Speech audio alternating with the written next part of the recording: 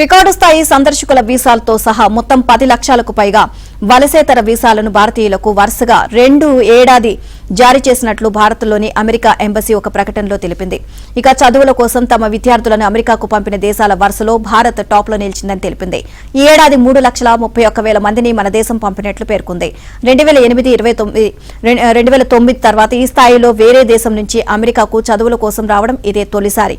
అంతేకాదు అంతర్జాతీయంగా అత్యధికంగా గ్రాడ్యుయేట్లను వరుసగా 2వ ఏడాది కూడా అగ్రదేశానికి పంపిన ఘనతను కూడా భారత్ సొంతం చేసుకుంది.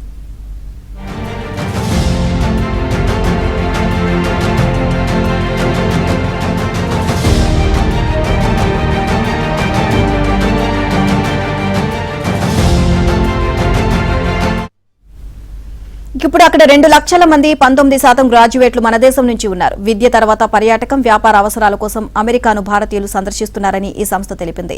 అమెరికాకు భారత్ నుంచి సందర్శకుల సంఖ్య గత 4 ఏళ్లలోనే 5 రెట్లు పెరిగి 20 లక్షల మందికి చేరిందని వివరించింది. గత ఏడాదితో 11 నెలలతో పోల్చితే ఈ ఏడాది అదే కాలానికి పెరుగుదల 26% అని తెలిపింది. ఇప్పటికే 50 లక్షల మంది వలసేతర వీసాల మీద అమెరికాలో ఉన్నారని, ప్రతిరోజు ఈ వీసాలను వేలల్లో జారీ చేస్తున్నామని తెలిపింది. మరోవైపు H1B వీసాలను అమెరికాలోనే పునరుద్ధరించే ఆలోచనతో చేపట్టిన పైలట్ విధానం మంచి ఫలితాలను ఇచ్చిందని ఆ దేశ విదేశాంగ శాఖ ఒక ప్రకటనలో తెలిపింది.